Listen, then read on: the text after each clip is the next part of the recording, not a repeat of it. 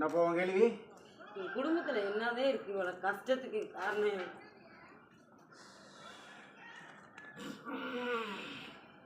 ஹரிகோவிந்தா ஹரிகோவிந்தா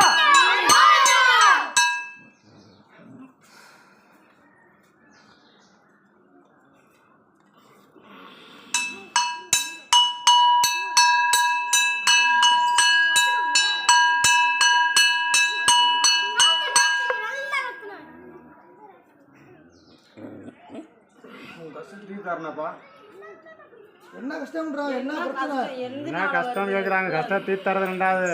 என்ன பிரச்சனை? வீட்டில் எது இருக்கா?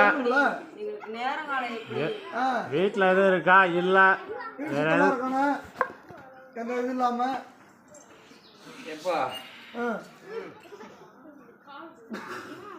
ஹரிகோவிந்தா ஹரிகோவிந்தா ஹரிகோவிந்தா. நிம்மதியே கிடையாது வீட்டுல. நான் எனக்கு நிம்மதி இல்லாத நான் எத்தனை நாளைக்கு இந்த கண்ணீருங்க சொல்றீங்களாப்பா? சொல்லுப்பா. உன் பங்காளிட்டு உங்க வந்ததப்பா அது ஹர்ரா சரி. உன் பங்காளியை கூப்பிட்டு உன் கோயில் சென்னைக்கு போய் எல்லாம் கூட்டி கும்பிட்டு அவங்களுக்கு எல்லாம் நல்லபடியா ஆகுங்கப்பா. போய்கிட்டு தானே இருக்கேன். நீ போறியா? எல்லாம் பார்த்தா போறீங்களா? உன் பங்காளியை நீங்க மட்டும் போறீங்களா? எல்லாத்தையும் கூட்டு போறீங்களா? சாமி கும்பிடுவோம், நாங்க தனியா கும்பிடவே மாட்டோம்.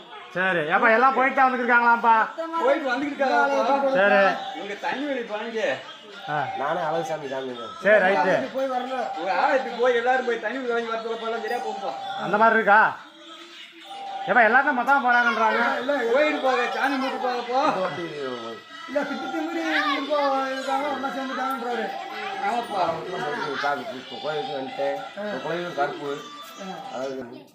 ஏப்பா அது உண்மையாப்பா? ஏப்பா இது உங்க பங்காளிக்குள்ள வந்ததாப்பா? அது பங்காளிக்குள்ள யார் திட்டு மீறி இருந்தா தண்ணி ஊனி புழங்கிட்டு போங்கன்றாரு. தண்ணி வண்டி போய் அதனால நீங்க அவங்க வீட்லயே பிரச்சனை வரும்ன்றாரு. பிரச்சனை வரும்ன்றாரு சாமி. கூட ஒரு வாட்டி போல. இந்த வாட்டி எங்க கூட போல. இல்ல எல்லாரோடையும் நீங்க போறீங்க. ஒருத்தருக்கு ஒருத்தர் உங்களுக்குள்ள பிடிக்காதவங்களுக்குள்ள நீ மனஸ்தடமா இருப்பீங்கல்ல, அவங்களுக்குள்ள இருந்து நீங்க சேர்ந்தாலுமே அந்த தண்ணி மணி புழங்கிட்டு போங்கன்னு சொல்லுது சாமி. அப்படி எதுவும் இருந்தா செஞ்சுக்குங்க.